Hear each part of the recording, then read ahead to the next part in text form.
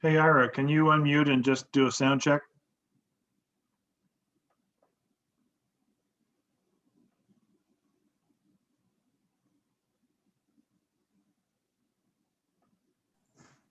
Good morning. Excellent.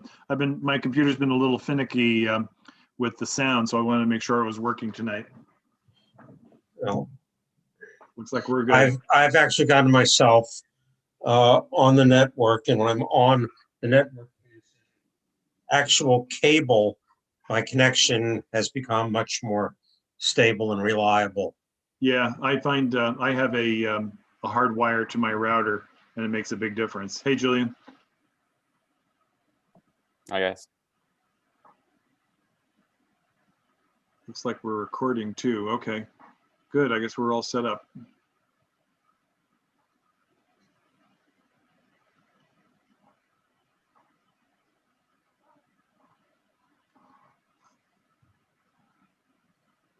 My apologies for how bright my shirt is. I didn't realize. Well, if that's the only orange we see tonight, then that's fine. Hey, we have a visual on Blanche. I don't think I've ever seen you on camera before. This is great.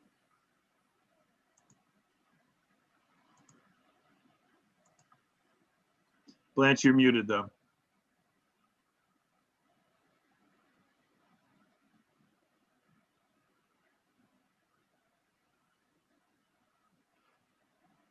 Whoops, we lost your screen there, your camera. Blanche, usually it's in the bottom left-hand corner to unmute. Okay. Clicking There it is. What am I now? You are unmuted. You're unmuted, but we don't see your face. Good. And hey, Principal Washington is with us. Hey, great to see you. Great to see you too, Mark. Thanks for the invite. Hello, everyone. Hello. The committee was delighted that you could join us. Delighted to be here. Such an interesting night and interesting times. Oh, you could say that. You could say that. Any number of causes. There's Doug. Let's see. We have some attendees too. Let me just make sure that I don't miss anybody.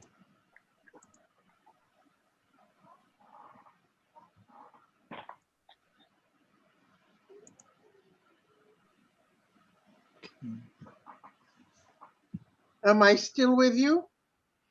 We hear you. That's great. Okay, that's fine. I went through identify hydrants, stop signs, staircases, crosswalks, about 5 or 6 different, just to prove that I'm not a robot. Oh, okay. I haven't had to do that, but that's an interesting approach. Oh, I do it every time. Hi, everyone. This is Natasha. Natasha. Hi, Natasha Blanche. Hi. So I guess, oh, Stephen is with us. There's Stephen. I'm here. I'm gonna Excellent. put myself on I'm gonna give myself a pause. I wanted to jump in, but I'll be right back. I'm printing Very some good. stuff, so running around at the last minute. So Well, Principal Washington is with us, but we're hoping for Principal Zimic and Principal Barry as well. So hopefully we'll get everybody in short order.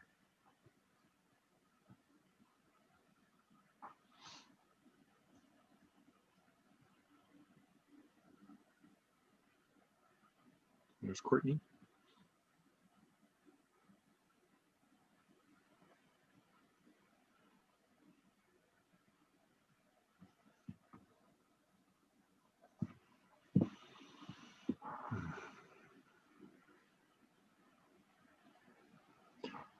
And there's Principal Zimic. Terrific.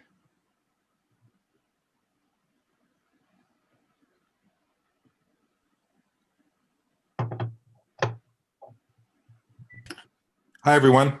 Hey, good to see you.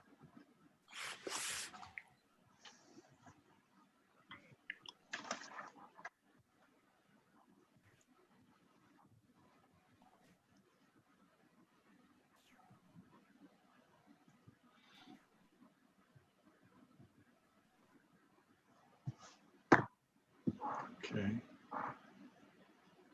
Hey, Doug, I'm glad to see you made it. Doug and I were speaking earlier, and he had quite a quandary as he attempted to get here.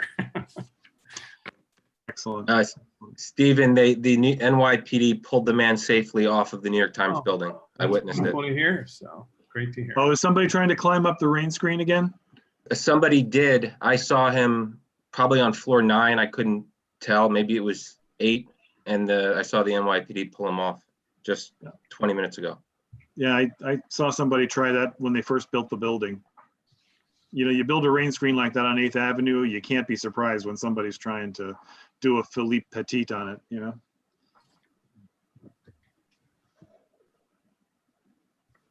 Okay. Let's let see some people filter in, and we're at 6:33, so we have a little bit of time. Hi, Steve. Blanche, you made it. Blanche and I had our normal visit before to go over technology, so I was supposed to confirm she got in. I'm glad to see. I think there's an element of mistrust. I have to go through a routine every time to prove that I'm not a robot. There's something happening here. Truth being told, I think we've long suspected that, like Austin Powers, we're a little concerned, but I think Mark might have put that in there manually for yourself because of some rumors we heard at a meeting once. But how do we know you're not a robot, Blanche? You sound, Exactly. I don't know.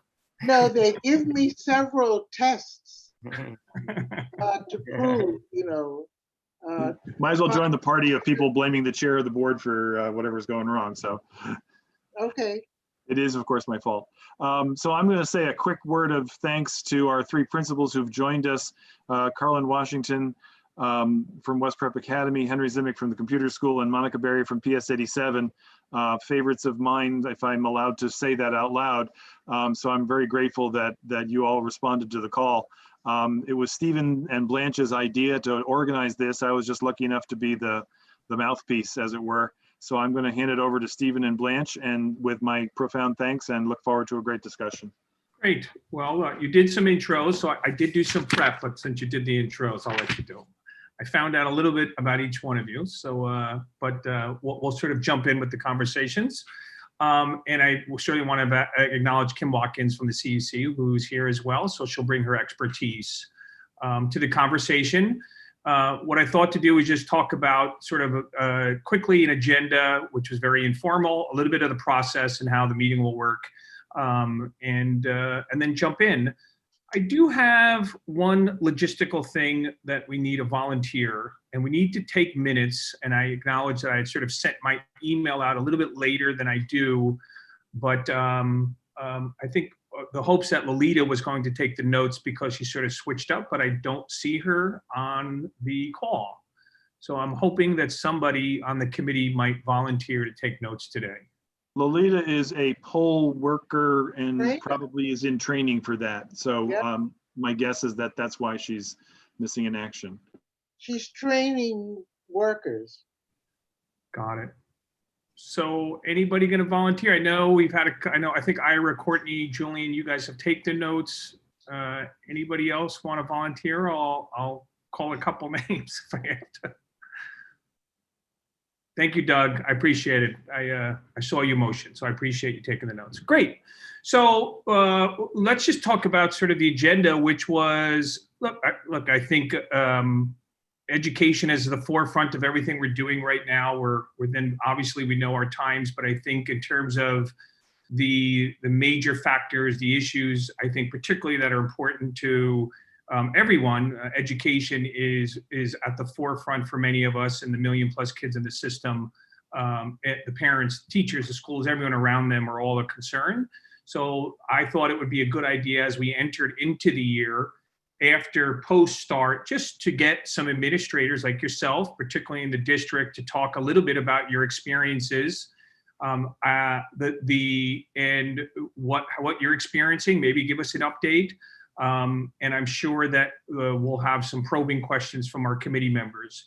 the general process is that we'll probably carve out about 10 minutes for each of you. I know that sounds small, but we're also then going to have a large Q&A session. And I'm very confident, knowing this team, that there'll be lots of questions to continue the conversations. But what I thought we could do is start out and perhaps give each of you again, 10, 15 minutes to sort of talk about what I thought would be, you can speak whatever you like, but I thought people might be interested in terms of, the challenges that you felt in terms of opening the school. What's sort of the status now? What do you feel now? And then one of the things also is, what are the concerns in the future? Because those are the things, hopefully, that we can support and help you, help all three of you. So and then after that, we'll go kind of around and we'll allow generally each committee member to ask a question or so. If we've hadn't gone into the participants, if we've got participants, we try and have the community as well ask. But you guys are the ones that are doing it. So I think a lot of us are reading articles in the Post, or I'm a Chalkbeat person. So we hear lots of things, but we'd love to hear it from you because you guys are leading it. And so with that, if there's without any questions, I thought to start out with Principal Berry. Perhaps you could sort of start out. And again, you're free to speak as you like, but I think those kind of would be the general topics at this point. And then again, I'm sure people have specific questions for you when we get into a Q&A. Sure. Hi, everyone. Thank you for inviting me here tonight. As you can see, I'm still in my building. So that's a challenge, knowing when to go home, because there's a lot to do. I mean, I think that for me, the biggest challenge that we have had besides, well, actually, one of the biggest challenges was the fact that we had to start so late in terms of planning because we were given guidance for everything in such a late period of time. We had to make a lot of decisions without really knowing what things would look like. Very difficult for me as an elementary school principal, especially inviting in kindergartners and pre-K students and trying to get parents to make decisions about whether they'd want their children to be learning in the school building or at home, with having no experience in the school at all, was very difficult. Having the rolling the rolling admissions into our remote setting was a huge challenge, especially because of the lack of staff. I mean, we did not have enough, or we still don't have enough teachers to cover all of the areas that we need to cover. And so thinking about how it is now, I mean, some things have settled, but there's still a lot of changes that keep coming. There's still a lot of unknowns, and we're trying to plan without knowing everything. And, with changes, just even as recently as today, we found out first that with random testing, we're thinking about if people didn't give consent, they would have to go into our remote setting. And then I'm hearing today, well, that might not necessarily be true, because we started making plans for how are we going to account for the number of kids who might not get tested and have to go remotely. So we spent all this time figuring this out, and then it's like, well, that actually might not be happening now. And so it's just like, I feel like that's been a frustration. But one of the things that's been great is, since the kids have been able to come into the building, is seeing the joy that the kids are happy to be back in the building. I've been really impressed with our 5-year-olds who are coming into the building by themselves, without their parents, without tears. That's never happened in my 11 years here at DS87. You can tell that they were ready to be out of the house and not have to sit in front of a computer. So that's been great, and with our remote area, the people who are in the full remote program, you can see that, there were a lot of things that we had done in the spring that were like, okay, we have to make this better for when we come back. And it's a very different experience for the kids and for the teachers. So that's been great. Future concerns, I'm concerned about burnout. So as I was saying before, our staff, my teachers are teaching in person, and they are planning online lessons for kids as well. They're basically doing 2 jobs. They are exhausted already. I'm exhausted already. And I'm worried about burnout for sure for my staff, and what that means. And I have a very experienced staff who it can decide to retire whenever they want to retire. And that's a concern. I don't think they would ever do that to our community, but this is something though that is on our minds, at least for like the end of the school year. How many people are, how many teachers are going to stay? How many are going to go? And will we be able to find teachers? I mean, right now we're looking for teachers. There's some money out there to hire in new teachers, but it's not like there's a ton of folks, knocking down the door to come teach here right now. And so that is something that I am concerned about for the future. That's it for me. Well, we're going to have lots of more questions for you. Trust me, we're a chatty group, but thank you for thank you for that feedback. In no other order, perhaps we'll go to Principal Washington, who I would always say has been a friend of the community board, has been involved on multiple levels. So thank you for coming again today. Good to see you, Stephen. Thank you for the invite, sir. I am the principal of West Prep Academy. We're a small middle school. We are currently enrolled with 185 students, and this has been very challenging. I'm a principal who likes to, get things in order, and we use a lot of our resources to do a lot of summer planning. And so we always hold a teacher academy every summer prior to COVID to get ready for the students in our school. We can't wait around for the 2 days after Labor Day to get ready for school. And so that has always been a part of our culture. And so, at the end of June, when the mayor came up with the plan for hybrid learning, I'm a former social studies teacher, so I can naturally be cynical at times. But thinking about New York City and how diverse we are and how every school operates different, even in our own building, schools could be in a totally different district. I was very skeptical that this hybrid plan would work. And so, thinking about what remote learning looked like since March. And, we were on a CB7 meeting back in June when I invited some students and we had a conversation. I think I brought up the fact that I really don't think that this is going to work out. And so in thinking about all summer and how we waited around for guidance, waited around for our budgets, we couldn't hire teachers when we needed to. And then once we were able to, there was a hiring freeze put in place. We get to the middle of August and we're, it's about time for school to start. It's time for us to get our planning together and we still have no guidance. And so, rather than wait for the DOE to issue guidance, we went ahead and planned a week-long teacher academy the week of August 24th to the 28th to plan out some type of school year, because at the end of the day, September 10th was always going to come. So I'm not sure what the mayor and chancellor were thinking with this late planning. And so that Wednesday, I believe, is when they issued the guidance around having 3 teachers essentially per class, the remote learning teacher, the in-person teaching, plus some new position called a virtual content specialist, whatever that is. And so it's like, okay, now we were already planning the year. We're already planning for school 2 weeks before, and here's the DOE coming up with this new memorandum of agreement. And so as a staff, we looked at that and we said, well, this is kind of crazy. This might work in an elementary school, maybe. I don't know. I'm not an elementary school principal, but as a middle school principal with content specialists, I'm thinking about hiring, 2 extra teachers for every content specialist that I have. And so, I'm a practical person. And so I can't think beyond things that don't make a lot of sense to me. And so it's already hard to staff my school in the first place on a regular school year, let alone a pandemic. Then you throw on top a hiring freeze that gets removed after you issue this guidance saying we need more teachers. Well, then you can't have a hiring freeze if you need all these extra teachers. And so what's the messaging there? And then thinking about my community, and I'm very protective of my school community in terms of who I hire and who I allow to come into my school. And so the idea that I would be hiring a lot of teachers who may not be tech savvy, who may not, be in tune with the Common Core curriculum, whatever, what have you, that was just something that I couldn't think about. And it was something that my school community also rejected initially. And so in speaking with my teachers, we decided outright to reject the memorandum that the DOE came up with. And we decided as a school what would work best for our children is for us to be fully remote.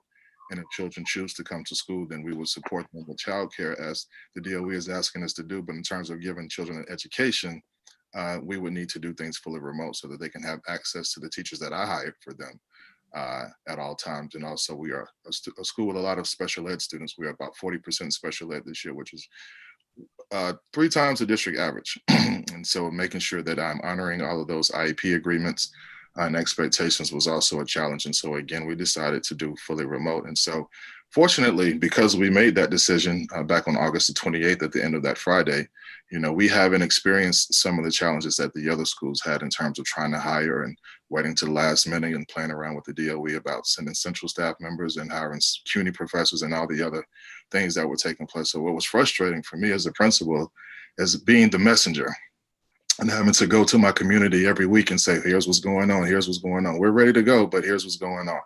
And I didn't like the fact that that was placed on us, with all the misinformation and going back and forth between the mayor and the chancellor and the governor and whoever else was making decisions and not asking principals. Again, I love to give my comments. And so I wish they would have called me back in June. I could have told them a couple of things that we probably wouldn't be sitting here on October the 15th, still in a position where, we're still trying to figure out how to play school for the year. And that's disappointing on so many levels, particularly for our children who are missing out on their academics. And that's what school is all about.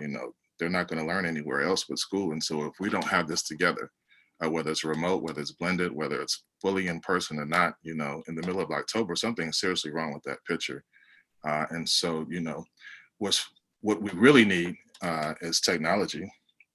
Unfortunately, my school was in a position to make sure that we gave all of our laptops out. And so we didn't want any children using iPads for their learning. We gave out all of our computers, but we have run out and now we can't buy any more. So that's an issue. And so, part of my thinking around in June, thinking about how this is probably not going to work out for us because while we were planning to go to school, we didn't plan to stay in school. And so, it was all about get to go to school, go to school, go to school. But, there was no planning around making sure that these children who would have to be at home at least 2 or 3 days a week and looking at high schools 4 days a week and maybe all week because they can't get in the building, they were going to need technology and they were going to need Wi-Fi access at home.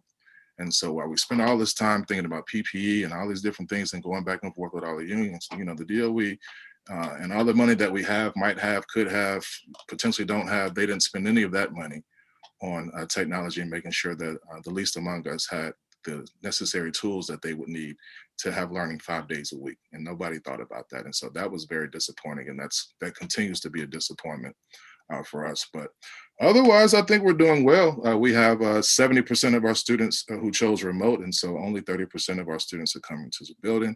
And every day that number gets smaller and smaller because parents are realizing that you're doing the same thing at school that you're doing at home. And so that's one thing, but also it's just not the same thing. It's very weird. And like Principal Barry, I'm very concerned about burnout, not only for myself because I love my job, but this has been very frustrating to say the least. But for everybody else, it's like you're coming to school either waiting to get sick or waiting for someone else to get sick, or you're waiting to be shut down, or you're waiting for something to happen, and it's not magical and it's not learning and it's not children smiling. So that's not what you're coming to school to anticipate. And that takes the magic and joy out of our work. And so that is where we are today on October 15th from West Prep Academy. So I'll turn it back over to you, Steve. Thanks. And I did want to clarify something because I think I figured it at the end. I think at one point you said that your teaching is 100% remote, but then you said 70% is remote, 30% coming in. Could you clarify that? Does that mean that you're sort of teaching online, and when the kids come, like all the teaching, and let's assume my son's going to a high school, HMSE, all the teaching's online in the morning, and then when they do have in person, he goes in the afternoon, but it's a different, he's not really taking classes. Could you just clarify what you meant by that? Sure. So, and I can't speak for any other school, but the way it works at our school is that we have essentially child care providers in the classroom. So those are regular teachers who are essentially babysitting children, but they are teaching remotely to every child. And so we have children in their grade level classes. I have 3 classes on each grade. And so I have a teacher in the room who is, physically supporting the children in the space, but they are teaching their regular teacher program on a computer. So everybody is sitting in the classroom with a laptop with earbuds, and then they have access to their teachers whenever they show up. Whether they're physically there, that, you've worked it out where they're being taught. And I just wanted to clarify one thing, and I'm very, very familiar with that guidance that I think was very devastating to all of you. if that guidance didn't come forward, were you prepared? Would you have been prepared differently? I mean, would you have been able to teach have some teachers teach in school if you didn't have to adjust to sort of 3 teachers teaching as opposed to 1? Well, this gets into a bigger conversation about the data that was used to make these decisions. At no point did 75% of parents ever say they wanted to come to school, because the survey they only surveyed a third of the families in New York City. And so out of that third, 75% chose that they want to be in school. And so it's all in how they pose the questions. And so, again, we were operating with very loose data. And so the DOE kind of made assumptions in June that this many people probably won't come to school, because in order for this to work, you're making assumptions that people are going to opt out, because with social distancing, you cannot have a whole full program. And with 9 kids in the classroom, when most class sizes are 30 plus in the middle and high school, you're assuming that 2/3 of the school won't come to school, or at least 1/3, so that you can put them on a rotating schedule. And so we were operating just like my Principal Barry said, without a lot of information. And so, yes, I was prepared to do whatever we needed to do for school. Could we have done the in-person learning and the out-of-person learning? No, that could have never happened. That was always going to be a problem. Okay. Well, I want to keep on going, and there'll be much more time for questions. And Principal Zemek, I guess if we were going alphabetical order, this makes sense. So here you go, and pleasure to meet you. I've been the victim of alphabetical order my entire life, so nothing new there. Thankfully, this is a short list. First things first, is there a fly on my head? I just want to make sure. It left a few minutes ago. It slid off. It slid off. I want to thank Mark and the board for inviting me and for doing this, and for all the support you give us behind the scenes. And say hi to my colleagues. They've already spoken very eloquently about the same struggles that I think all the principals across the city have been facing. The most frustrating parts for me were that we were not being either heard, nor were we being trusted. I think that both individually and collectively, we had a lot of answers that would have worked in our schools. And they weren't always the same answers, because our schools are not the same schools.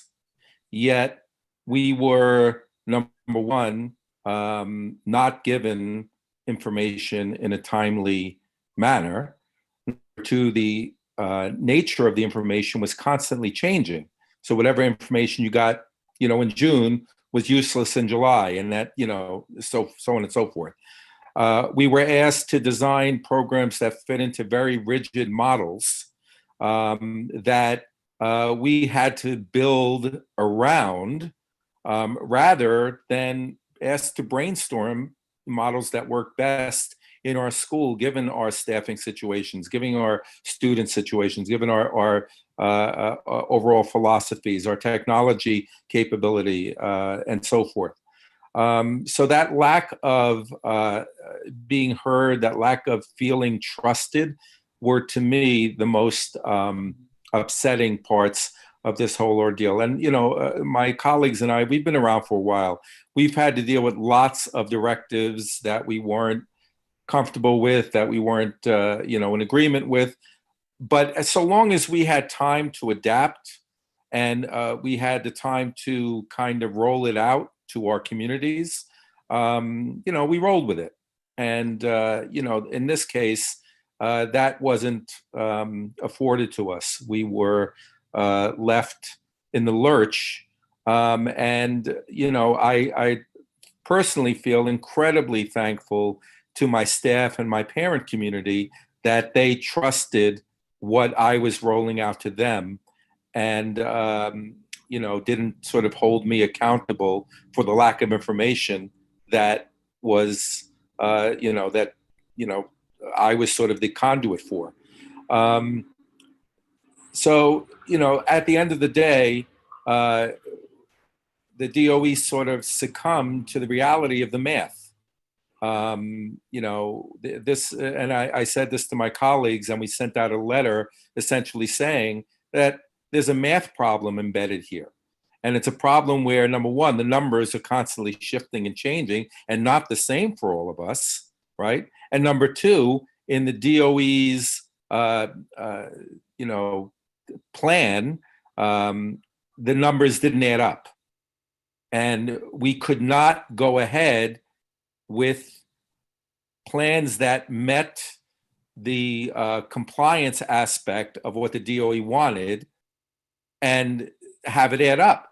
So we wound up deciding which way are we going to, and I'm going to be careful in what I say here, but we're going to, turn a blind eye to the plan so that the DOE's plan, so that we can run a school. Where were we willing to take our lumps? And I think, I don't want to speak for Carlin and for Monica, but in our case, the DOE's plan kind of gravitated to the common sense plans that we were putting into place. Because, it just became pretty apparent that citywide, the math of their plans was not adding up.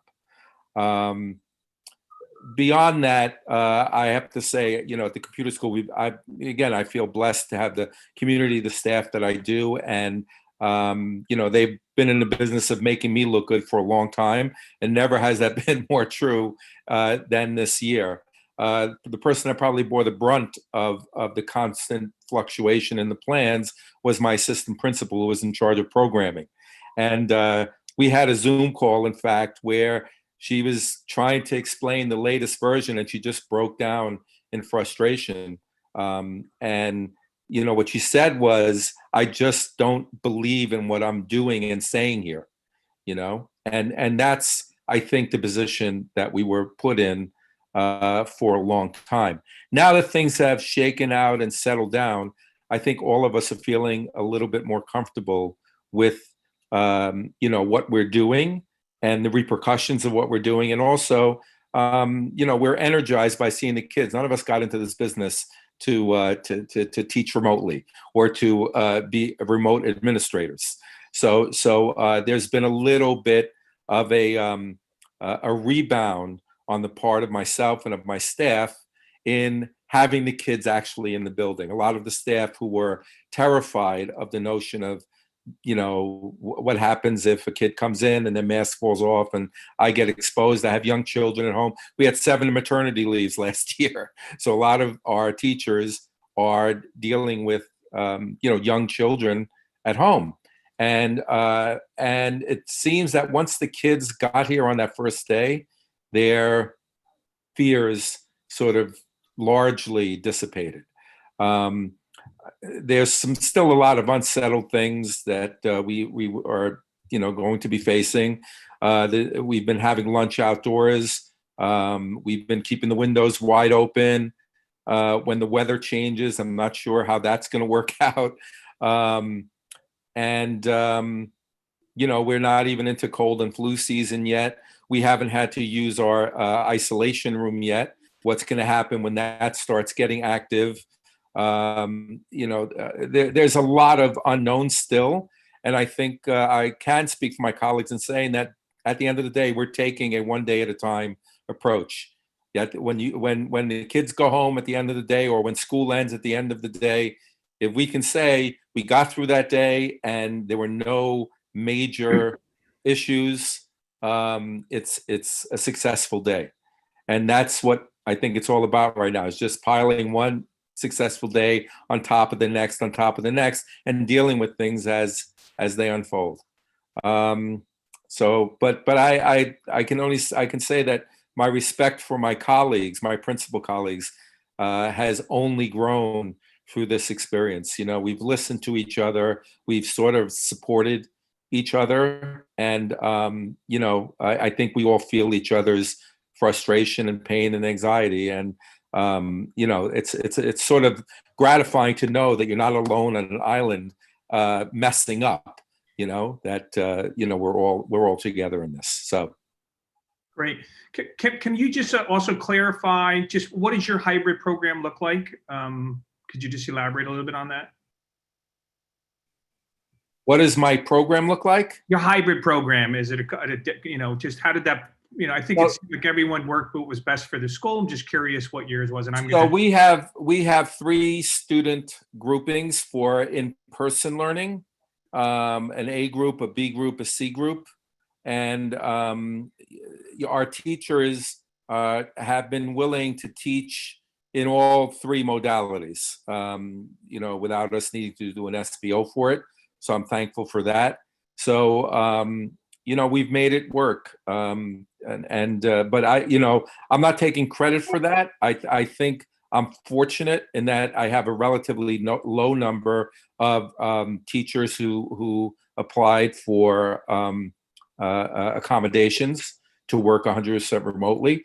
And my colleagues know that that's varied from school to school. And it's sort of a luck of the draw thing. If this were last year and I had 7 maternity leaves going on, I'd have half my staff out.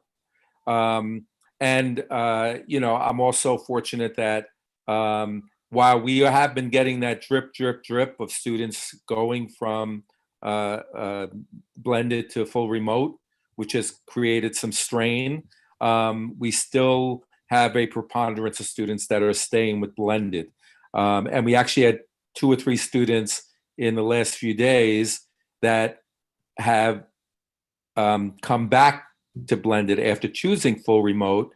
And the one issue that had come up, and I don't know if you guys dealt with this, is that some of the students who chose 100% remote right from the get-go were not successful in the spring in the full remote format. So those are the students we were looking most forward to having in the school building, so we can sort of break that sort of habit of disengaging. So in the last couple of days, some of those students who have not been engaged in 100% remote, and we've been on them in a much more effective way than we were back in the spring, have opted to come back in. And so, again, it's a one day at a time thing, and we're all learning as we go. I hate the chancellor's expression, "we're building the plane as we're flying it," but it does sort of apply. I think, Well, I'll agree with your dislike of that term, but I'll keep silent at it. And Principal Berry, could you also just elaborate on your hybrid program a little bit about it? I think lots of us are interested in that because, again, we read mostly through the news on stuff like that.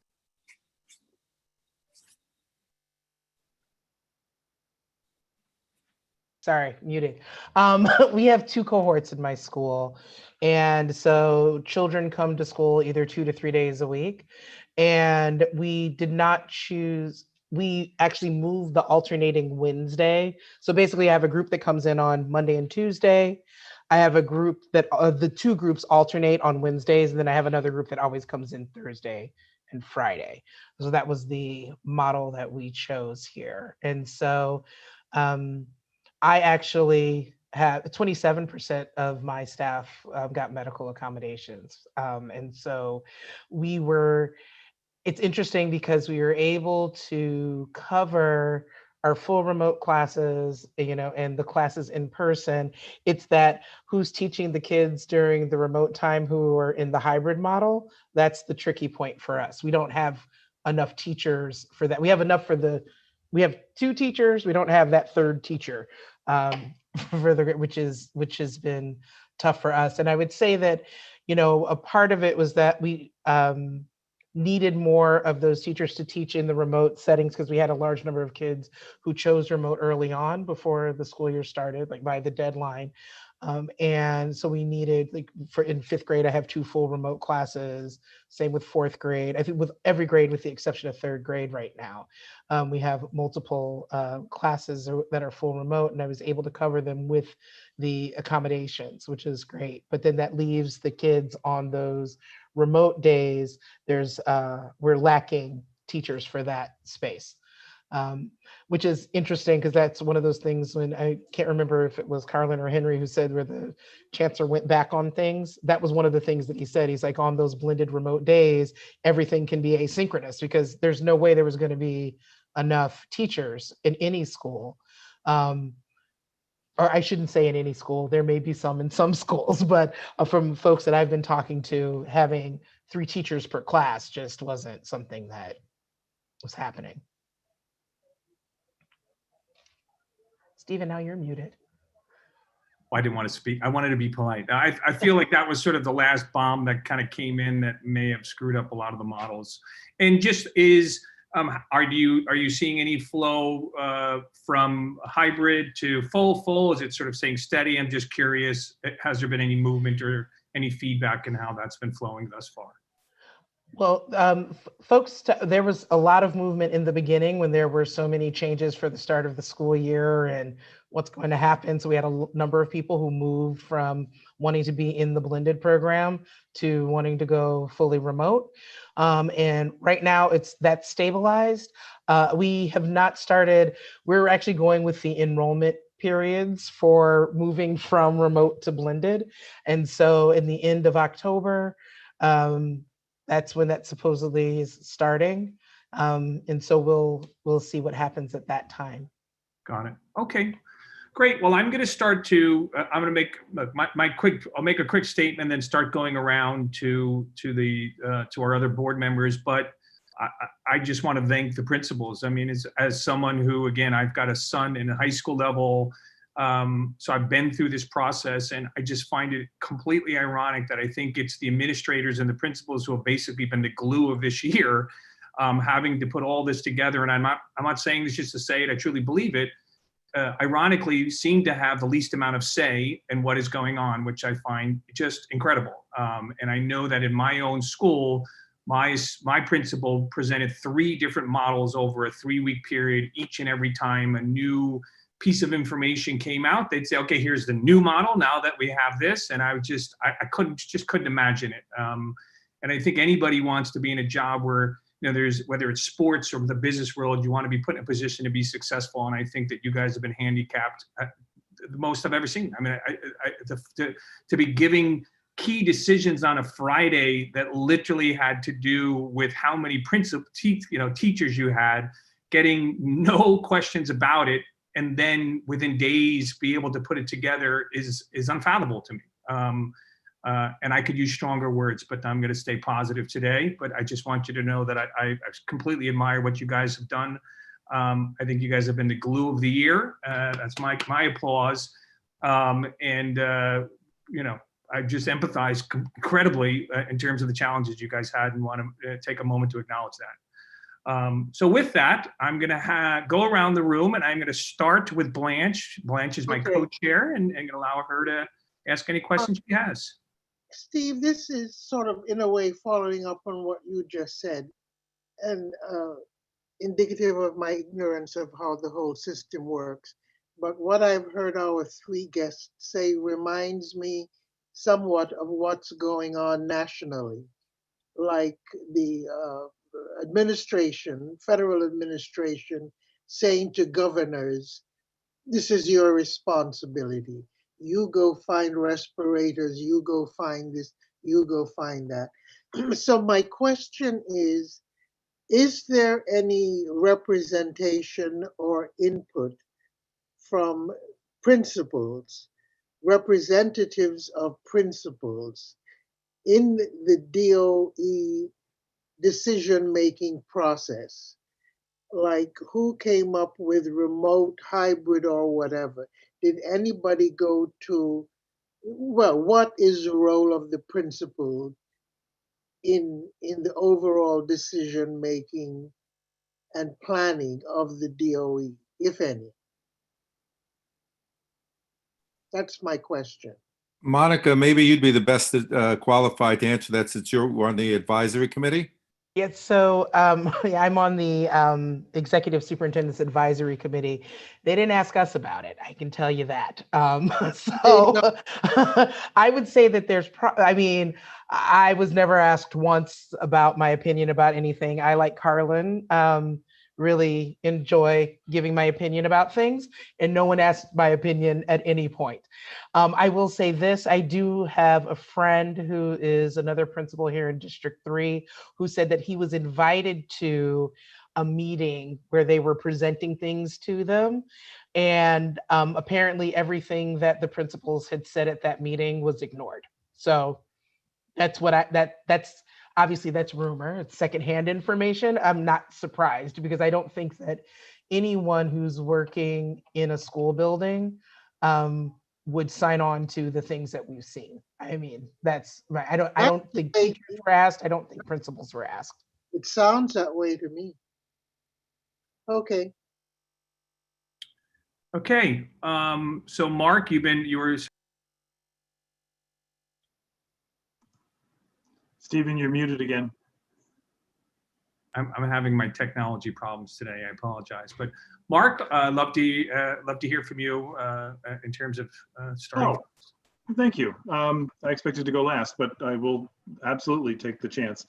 I guess the thought that I wanted to ask the principals, well, two things. One is an easy one, which is if we were to advocate for a budget item for your schools, it sounds like more technology equipment is the right thing to be advocating for because we're running low and it's probably now a seller's market.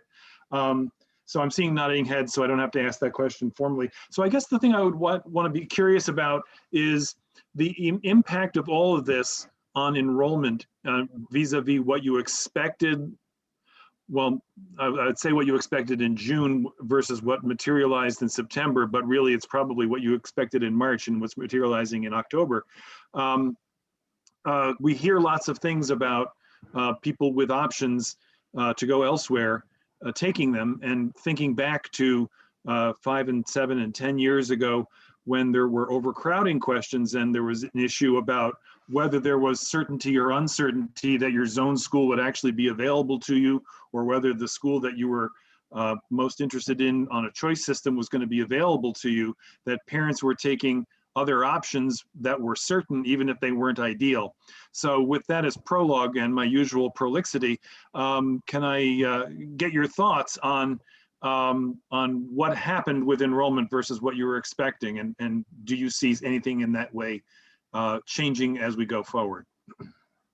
I'd love to speak to that. Thank you for the question, Mark. And I would say in March, when we had a conversation back in June about how were we handling the pandemic, it's tough because you have a certain segment of your population who just have so much dysfunction going on that they're not going to be able to perform on a good day anyway. And so, when you have a school with a lot of those people, then it's a struggle because you can't go inside someone's home and fix what's happening there. And so, looking to the future, it's interesting that the mayor wanted us to go back to school so badly. And so he started putting together these videos that he was spending money on using, Columbia, people who worked at Columbia University and people with advanced graduate degrees trying to persuade people to go back to school. The conversation started to go around lower income students and what about poor children, and they have to go to school, they have to find some food and they have to be taken care of. When those are the majority of the students who have chosen to remain home. And so it came down to, us feeling like we were essentially becoming babysitters.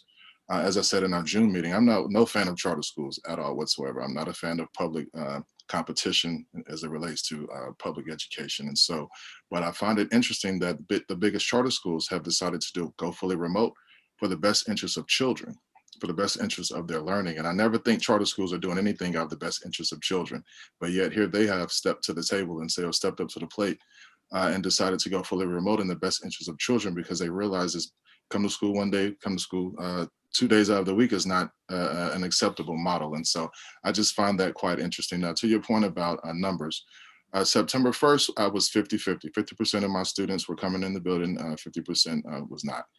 When school was delayed for a week, that number dropped down to about 40% of the students choosing to come in. And then with the second delay, that number dropped down to about 35%. And then we've had a few students over the past week or two, come to school and see none of their friends there, and they can't switch classes and they can't go to gym and they can't go to the cafeteria and hang out.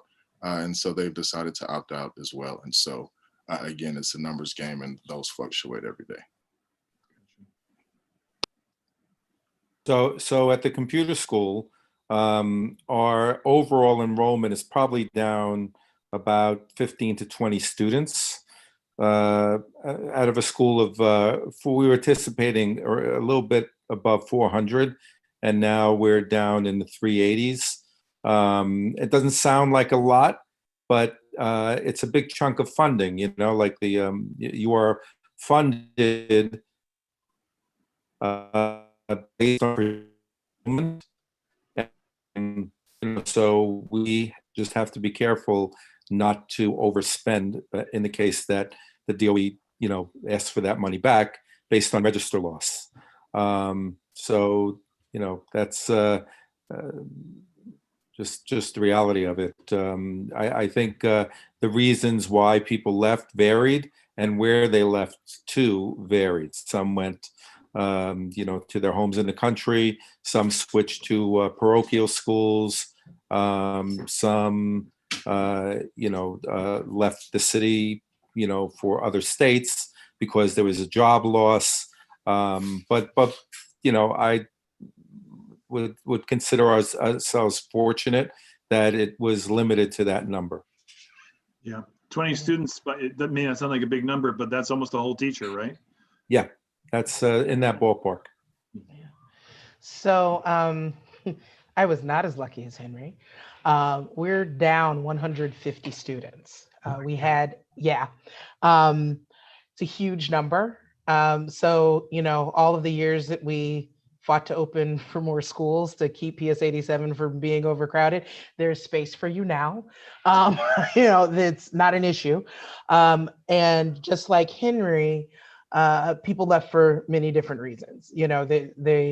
Some have gone on to private schools that have in-person 5 days a week, in-person learning 5 days a week, or they have moved, right? They're staying in their country homes and going to school there where they have more in-person teaching. Some have left the city. An interesting thing funding-wise, it'll be interesting if they come and ask for money this year, considering we're supposed to have 3 teachers per class.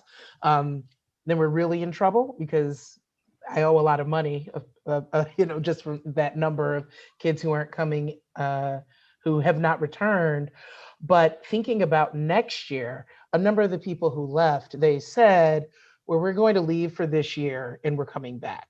And so when we have to make our projections about population for the upcoming year, it's based on historical data. We might not have enough money to accommodate all of the students that will be returning next year because we have this huge drop. So they're going to think you're not going to need that much money because you have so few students. But people are saying, it's just, a number of people asking, it's like, what's my right of return? I have a number of folks who are planning on returning to the city once things have settled down, or if there's a better plan in place or whatever. Sorry, the lights go out every now and again. I'll get it back on in a second. But that is something that has been, that's something I'm wondering about. One, if they're going to ask me for the money that we owe. And what's going to happen next year when we have to say how many children we think we will have. And will I have to go through the appeals process with the Department of Education, which takes a while. And by that time, it's like, will I be able to hire the staff that I need? Will I be able to get all of the supplies that I need because I'm waiting for this money? So that's a concern. And can I clarify? It's 157 out of what was expected. I'm just curious. So it was 150. We were expecting around about 865.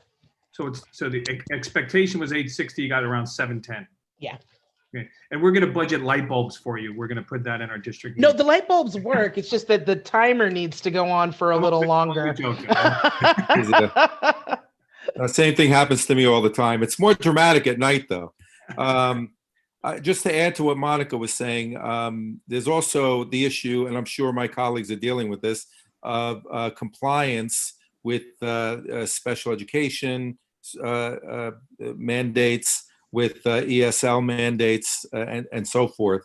And the funding conundrum gets really complicated. And the personnel conundrum, having your staff so thinly spread, makes it impossible to have the amount of periods where children have 2 teachers at the same time, that they would normally have in an ICT setting. So we've all had to sort of creatively problem solve to get maximum compliance for what's in students' IEPs out of the personnel and the scheduling that we can manage. So. Yeah, great. I mean, thanks for elaborating. Okay, so we're gonna, guy who volunteered goes next. He gets early privileges. Doug McGowan, thank you for the hands up and maybe a small reward for doing so. Thank you, Stephen. I appreciate the reward. First of all, as a father of a PS87 full Zoom kid in kindergarten, Claudia Zoe, I wanted to personally witness Principal Barry, what you've done, and it's been tremendous. And I'm sure to Principal Washington and Principal Zimic, your communities are as proud of you. So thank you for all that you guys have done. It's been, frankly, truly unbelievable to watch how you've engaged and maneuvered through what can only be described as really difficult times. So the question is really pretty simple. What can we do as a community board to support you? At the end of the day, the mission you all have is one of the most important missions that we deal with here as a community board. So how can we support you in your efforts? Or is there anything we can do?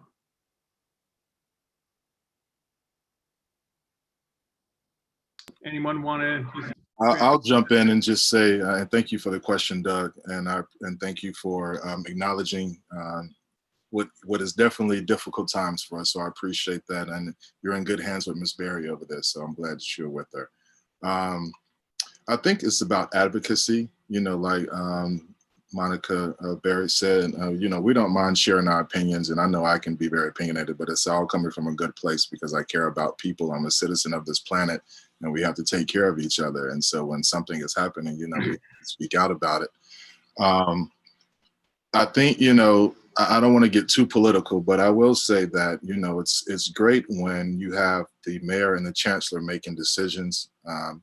But when it filters down through Central and Tweed, through the hundreds of people making six-figure salaries, and the executive superintendents, and then the superintendents, and by the time anything gets to us, it has been watered down, it has been discombobulated, it has been made to be bigger so that we can include this bloated central staff to make sure that they have a piece at it, so to give them something to do for this salary. And I think, you know, that's been my biggest concern as a principal in New York City for the past 7 years, is that, you know, there's so many people in between me and the chancellor, which means there's so many rules and so many expectations, and so many other people that I have to deal with and speak to. And, you know, I was watching CNN last week, and they said about governments and how they're being tested now.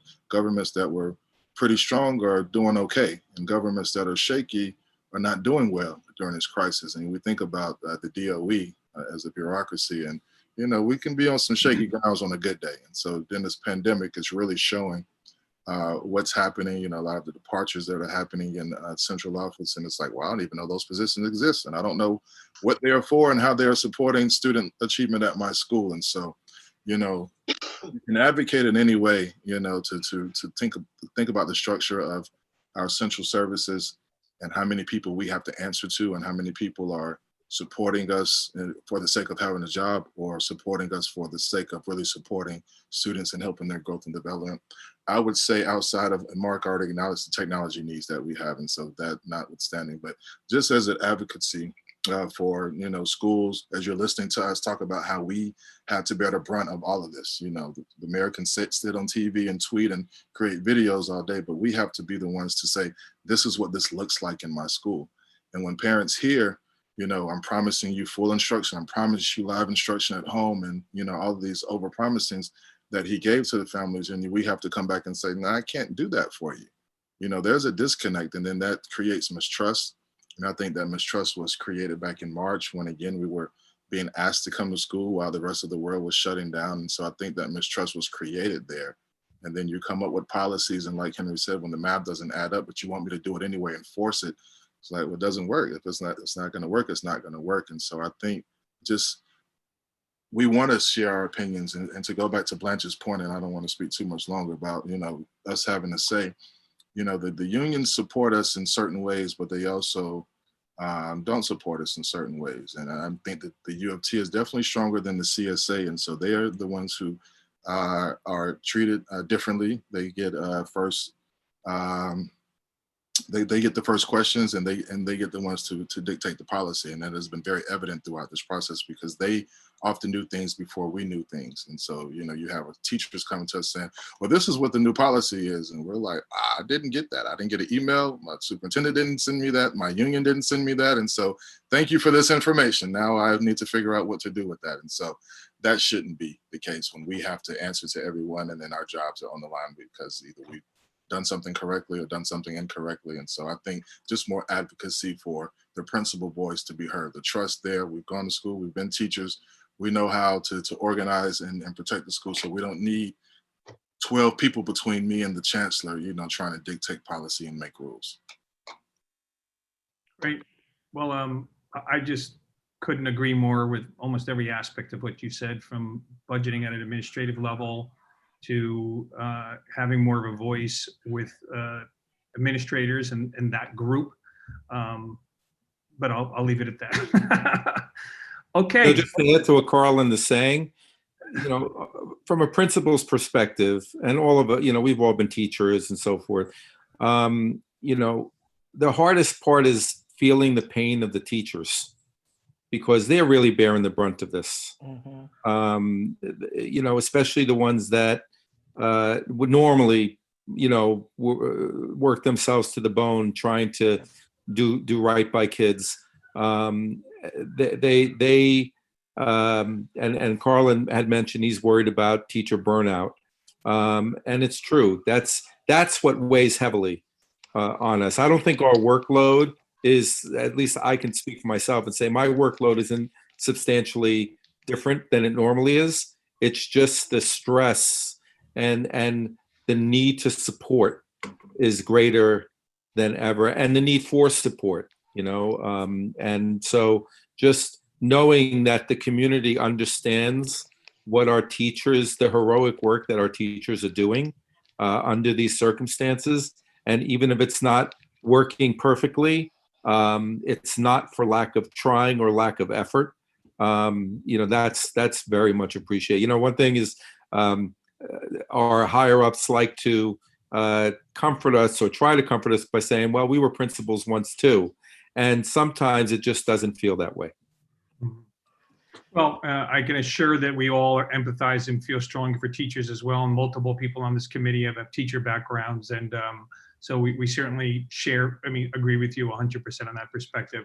That being said, I think we're sort of trying to figure out how this year is going to keep much, sort of going along and empathize with your challenges as well. Ira, I see you patiently waiting. And since, sometimes you're not as patient, so I'm going to reward your patience and let you kind of go first. I commend you. Now you can unmute yourself. Are you having problems there? Are you going to lose your spot? There we go. Okay. Had I known that you guys were all CSE members, I would have wanted my CSA t-shirt different local. But what I wanted to ask was a very similar question to what Doug had asked, but he got to it before me. But I had one answer to it, which is one of the things we can do, I think, for the schools is make the schools' problems more known to the larger community of the Upper West Side that is not aware of what's going on, and looking for ways that they could help us. The audience, Kim is the president of the CEC, and her immediate audience is primarily the parents that have children in the district schools. Our audience as the community board is far broader. And quite different, but certainly in a way we represent people who are going to have children in school, who live next door to children and have had children in the district. So I think we might be able to look at some different aspects. I don't know what those are, other than trying to get you guys to come to some of the meetings, perhaps as as the same way that the electeds come. And maybe that's something that Kim could do as well, just as the electeds come to the community boards. And perhaps some of the principals can come, some of the assistant principals, so everybody knows what's going on in the schools. So that's my answer to Doug's question, though I was actually hoping to ask the principal Doug Beebe to it. So thanks for asking. In regards to Monica Berry's reporting on her school, I have 3 kids in school. 2 are in district schools. One is at a PS and one is in MS school. And they're all in blended learning. The child that is in a different PS, they have a similar decrease in enrollment of approximately the same number. This reflects itself in decreased parent contributions, which our school has often relied on to make up the shortcomings in some of the funding mechanisms where the school demographics don't necessarily justify some of the funding. So that's going to hurt some schools.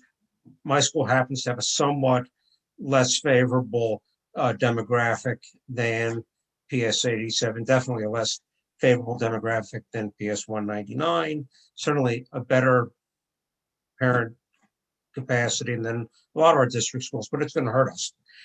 The other thing that's happening is that's 150 kids who just aren't in the school, but that's not talking about the kids who are sitting in grandma's house in LA or Uncle Bob's in Boston or something like that, who may or may not be coming back, but stay within that right of return. And they're sitting there on the screen taking New York City DOE classes, but their ability to fully contribute, they can't go over to their friend's house and work on something, which I don't know what that impact is. And I pose that to any of the principals, if anybody wants to address that, of the students who are in remote learning, but are actually physically remote from New York. And is that having any impact, or even aware that of how many people are in that setting? So I can talk about that because we have kids all over the globe who are attending school at PS 87. And one of the things that I would say that has been a struggle, or something that we're concerned about, so like we have children who are in Asia right now, and we have children who are in Europe right now. And part of the academic policy is that to be counted as present in school is you have to attend a synchronous session. So it's like, how are we going to engage a young child who should be asleep, who is in Asia, and making sure that he's there so we can say, oh, he participated in school today. I mean, that's one of the things that you're trying to figure out how, again, when Henry says there's some things you follow, and then there's things that you say, what makes sense for children. I don't want a child up in the middle of the night going to school, and so that has been a strain on some families. Like if they're out west, there's a 3-hour time difference there. But I will say this, that the families who have made those choices, they do know, I would say that they're very cooperative in trying to get the kids to, still participate and do all that they should do, because they knew what they chose.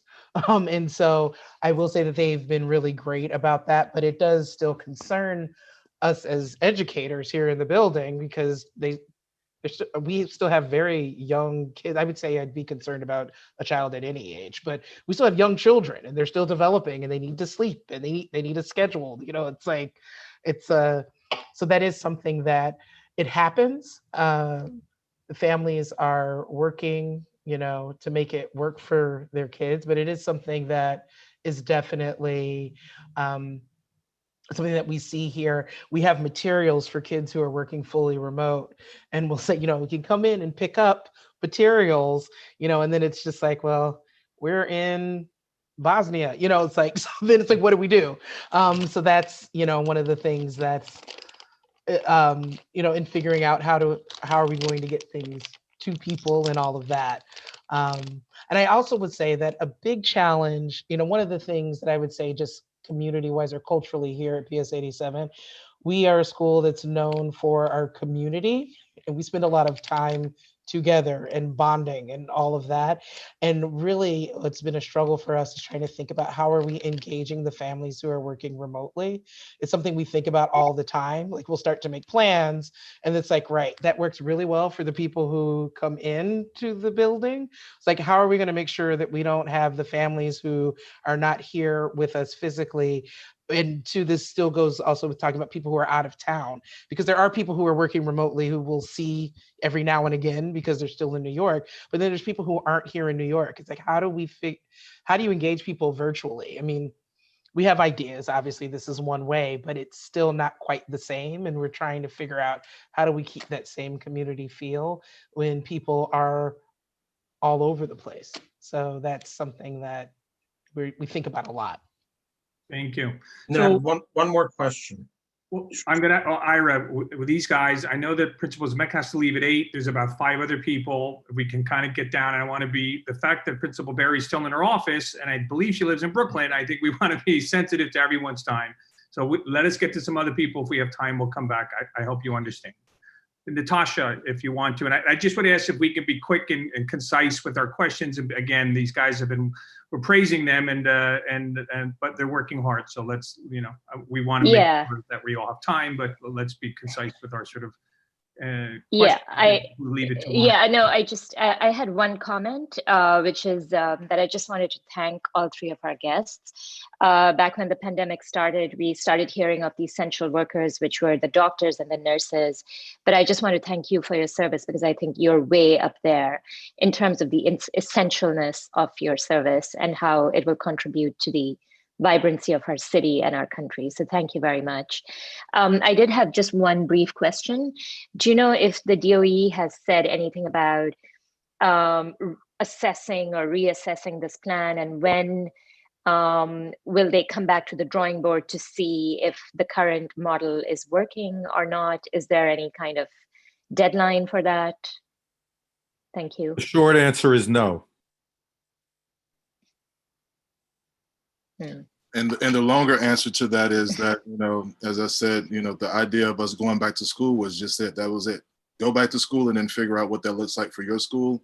And every school can do that differently. And so I don't think the mayor is interested in reassessing that, because I think he's kind of dug his heels in that schools must remain open. Again, me talking about the charter schools and how they made a conscious decision to go fully remote. He has all but said that we are babysitters. And so if children need to be babysat in order for the economy to move, then that's what we have to go to school to do. And so I don't think that he's going to go back on that. And like I said earlier too, that's why we're waiting to see what's going to happen. Is it someone going to get sick, or we're waiting to be shut down, or we're going to be in one of those zip codes that gets shut down? And so that's where the uncertainty comes from, and that's where all the confusion comes from. But it would be nice if he would, reach out to us and reassess, but I don't see that happening. Okay, Catherine? Catherine, did you have a question? I saw your hand. Thanks, Stephen. So I also want to say thank you to all of you for the work that you're doing. And that as a teacher, I can understand how hard it is to feel like you're not heard and you're not trusted. And that whatever you're describing, it's so much harder than that, than any of us can know. So I want to thank you first too.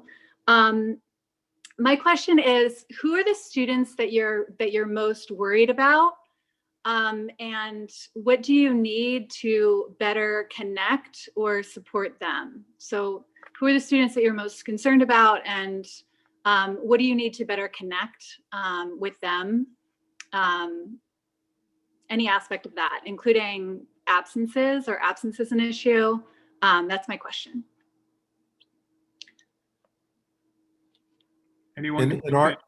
In our case, we are, trying to focus on a rather small, thankfully, group of students who are not engaging with the online portion of what we're doing. Most of what every kid has, whether they're 100% remote or not, is remote. And so if they're not engaging, is it a technology problem? Is it just a teenager problem? And that's the challenge. We're trying to every day reach out and reel those kids in. So there definitely are some demographic, concerns in terms of who the students are that are not engaging.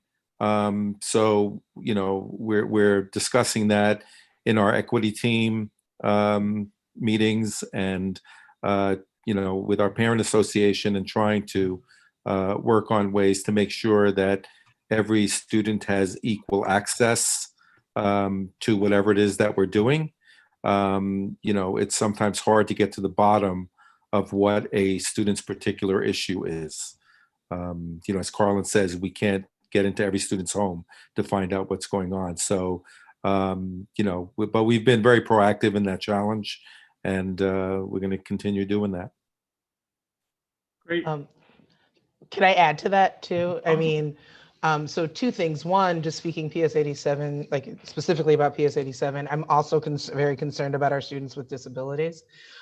We do not have the staff to fulfill all the mandates that the kids should, all of the services children should be receiving and all of that, because of the way things are set up right now. It's extremely concerning to me. We're, obviously we're doing the best that we can with what we have, but it's not right. I mean, and I would say that I feel from what I've heard everywhere, that's a huge issue.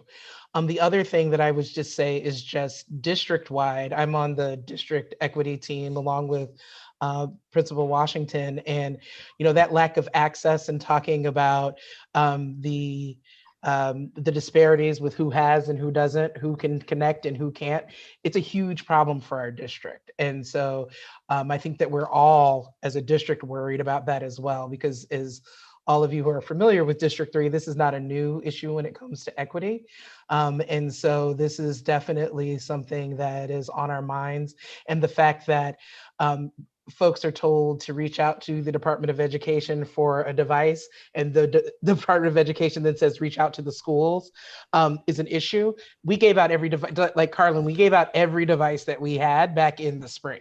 And so coming to me to say I need a device, it's like, well, I'm hoping that one might come back, so that we can give it out. It's like, that's not okay. So there's a number of kids out there who don't have devices to even connect, and participate in school. So those are the kids that I would say that all of us are very worried about and should really focus on. So going back to how you can help devices and access, to the remote platforms is huge for us. Can I just, what is the number of people who don't have devices, out of curiosity, if you had to just estimate? I recently saw online that it was about roughly 200,000 students who are lacking proper technology to engage in remote learning. And just how about at your schools as well, just on a local? At my school, I would say probably 4 or 5, because we deliberately made sure that all of our students got our computers, and I was able to get a few more at the beginning of the year. And so we don't want our children using iPads at all. So we gave out all computers. I may have 2 more left in the building, and if those break, and just to speak to Monica's point, I had a student who's coming from a challenging home who's broken 3 computers. Now, do I give him another one, or what do I do? And do I deny him access to an education? And so those are the things that we are facing that are difficult for us as a principal. But I would say, no, I can't speak to any other school. I would imagine some other schools are having more problems, because I get 100% of my funding. I know some schools don't. And so I would imagine they would have a problem with securing laptops for their students. Yeah, I know that. So, I mean, I have 133 students who need devices. They're sharing devices in their homes now, but now because all of the children have these times that they're supposed to be logging in for live instruction, that makes it difficult for everyone to be in class, because they have multiple siblings all trying to use one device, or they're on a phone. when all of that. So that's a huge problem. I have 133 students who need their own device in order to fully participate in remote learning. And there's also students that have the devices but don't have consistent Wi-Fi access. So. Got it. Courtney, you're up. Hi. Thank you, guys. I have a 5-year-old and a 3-year-old who I think made an appearance earlier. My 5-year-old is in kindergarten, our first experience here, and so I echo everything that everyone has said about thank you. My question is similar to Catherine's, and I'll just do a follow-up. I am also very concerned with the populations who may be struggling and not getting what they need. And I want to actually look ahead, and you may not have the answers to this right now, but looking ahead, what can we do to, as we think about what we should be advocating for in the next year or two, to try and accommodate and think about the learning loss that has happened, and how do we help these students who are really struggling this year catch up in the next year or two to the degree that is possible? Are there things we should be thinking about and putting in place now? I'm glad you brought that up, Courtney. One of the things that we're struggling with is, this whole mantra about know your students well. Never have I felt that I know my students less well than I do right now. For our incoming students, we didn't have any assessment information, attendance information, and so forth that was really valid or reliable. And even for our students that were here last year, since March, and since there were no state test scores, there was no way for us to do our typical end of year assessments, and there was no way to really reliably gauge how engaged students were with the work that you were doing, how much plagiarism was going on, information sharing between students and so forth. So knowing where students are at has been a challenge for us to pinpoint. So that's been a focus for us early on. And then, as we move forward, we're hoping that we can get a better handle on that, but that's been a real challenge for us. Thank you. Bev.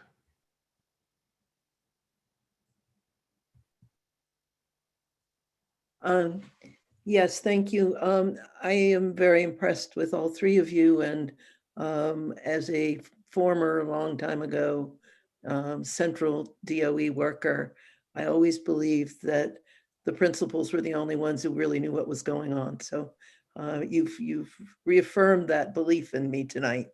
I did want to ask a question about a DOE program, the name of which I can't remember. There's so many of them, that apparently is only limited at this point to students who are in the blended programs, but it provides a place outside of the school building, typically in a nonprofit, for students to go to during the days they are not in school, in order for their parents to be able to work and so on. Are you familiar with this program? Is it working well? And do you believe that the non-blended, fully remote students should have access to a similar program? I'll start there. My school has a lot of, I'm a Title I school, and so I have a lot of students who are working class and first generation students in the country. And so I think a lot of parents opted in for blended learning with the idea that we would provide childcare. And so the question becomes what to do with my child on the other 2 or 3 days that they're not in school. And so the DOE came up with this idea of learning bridges over the summer, but it was not implemented. And as a principal, I can honestly say I received an email from Learning Bridges on Friday. And so Stephen talks about these Friday evening emails that we get. And so just this Friday, I'm finding out what our Learning Center partner is, which is the community center a block away from our school. But parents who have opted out of blended into remote are no longer, that's no longer a viable option for them. And so I think it came too late. it says even in my email that these programs began September 29th, but I got the email on October the 10th. And so, again, it's a little too late to start making these decisions. And I'm not sure how many parents want to exercise that option. I spoke to a parent who is a parent of a special ed student, and she was so pleased with what we put together and so thankful for our honesty about the whole process. And I told her, this has come up now, so now you have an opportunity for 5 days of engagement. She said, well, I know I wouldn't get what I get at your school there, and I don't even know what that is, and it's a little too late for me to make that decision. And so that would be the response from my community, is I think that came out just a little too late, and some people already made decisions about 5 days of care, and now that they're getting it here in the DOE, it's no longer accessible to them. And I would say I haven't received an email from Learning Bridges, so information will be coming to PS 87 even later. So Your Friday box, maybe. maybe it'll come this Friday. I do know of people who were contacted directly. There were DOE employees who were contacted directly about it. I guess they were trying to gauge if you'd be interested. And maybe it's because of the lack of, interest in my community, but I have not heard from. I personally have not received anything from Learning Bridges. I haven't either. Okay. Wow. At this juncture, I unfortunately have to leave the call. I just want to thank everybody. And Kim, I see you there in the background. Look forward to talking with you more about the community, the model CEC work that you're doing. And the rest of you, it's been a pleasure meeting you. I'm sure I bumped into many of you along the way. And have a great rest of the evening. And I will check in with Mark and others later to find out how this ended up. So take care, everybody. Appreciate you coming. Bye, Keep up the Henry. great work. My pleasure. Okay, Julian, I think you were the last hand raised in here, so you're up. Thank you, Stephen, and thank you, Principal Washington and Principal Berry, for coming. I'm actually a student. I go to high school. I'm a senior now. My model is actually very similar to Principal Washington's, and I was originally going to ask you about learning loss, but I know that was already asked by Courtney, because actually a small anecdote about myself, my grades, my performance has stayed pretty much the same, but I know as a fact, I am not retaining the information that I am learning. I'm meeting a lot less with all of my classes based on my school's model. We have about 40% less instructional time. And although, the assessments and homework is adapted for that, so that students can still perform well, it's just not sticking. And I'm a senior, I'm graduating, it's different, but I'm really worried about what the implications of that are going to be 2-3 years down the line. Especially, summer learning loss is already so great, what it's going to be like when the learning loss is a year or longer than that. So that's a big worry, but I wanted to ask you instead about community building, which is also, the DOE also calls this bridge to school as well. They have a document regarding that, another bridge component. And I enrolled in my school's blended model. I switched back after attending the first few days because my school is so large. I have 4 cohorts, so I barely come into school at all. But I found there was very little, opportunity for community building and engagement. It felt almost shoved in there, there wasn't really a place for it. And I'm just wondering, what are your schools doing, despite, the lack of, instruction or direction from the DOE to, create community building? Are there any creative solutions you have to increase student interaction, be that in person or especially virtually? Yeah. Monica, do you want to go? Okay. Well, Justin, congratulations on making it to your senior year, and I wish you all the best of luck. And I no doubt that you will go off and do great things just by you being here tonight. As a school, we try very hard to make sure that students understand our community. West Prep, our mascot is the Titans, and so everything that we do is Titan pride, Titan time, Titan spirit, Titan strong.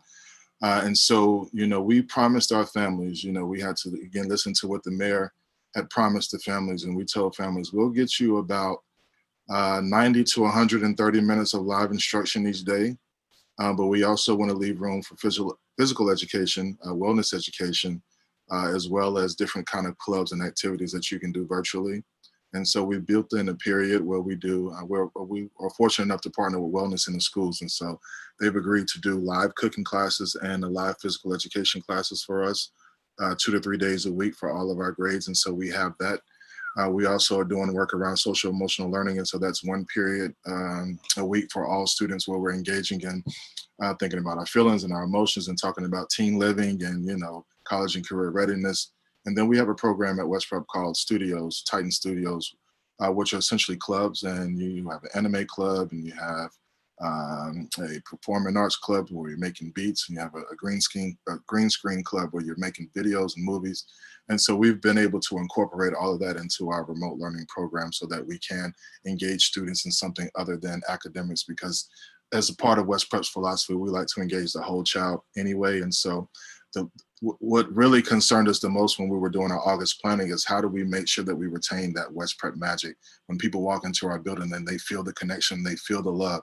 By you being disconnected, by you not being there, we created committees where we would make sure that you're getting your physical and wellness education. We're making sure that people are getting communication, because it's easy for you to say, hey, I didn't get that email, so I don't know. You know, I didn't know. Nobody told me. And so we were making sure that you get the information that you need, but also making sure that we build in celebrations. And we're going to do a lot of virtual celebrations. We started those in the spring, and we did a graduation, and I went and masked up and I passed out diplomas the last day of school. And so we want our students to know that they're a part of our school. And when they came and picked up their laptops or did an exchange, we made sure we gave them shirts and we gave them armbands and West Prep masks, just so they know that you're a part of this school community, whether you're in the building or not. And so that's what we did. Monica, do you want to share? Yeah, just to add on to what Carlin was saying, one of the things, we're in elementary school. And so a big part of our community building also revolves around parents and things that the Parents Association has done. And so a big part of what we've been talking about are how do we, again, as I was saying before, how do we recreate a number of the things that we had done before?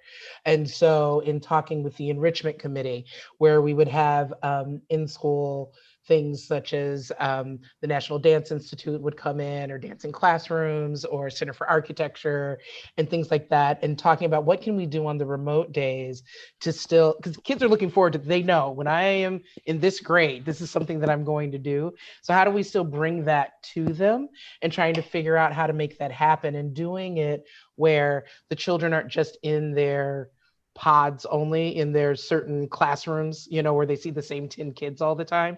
I think that that's really important for them still to be able to see other children in the school, so that they can know someone else. And actually, just today, I was walking down the hall with one of the second graders, and a little girl comes out of the hall and they start talking to each other. And I said, oh, were you in the same class last year? It's like, well, no, we see each other on the remote days, because we're in the same group when we have our morning meeting, before the day starts. So we're still like, how do you make connections with children in that space? And then thinking about the remote side of it too, again, that's the space where it's like, we have to really work to make sure that the kids who are learning fully remotely have an opportunity to see other kids. There's a whole other group of kids who are in, as a part of the school.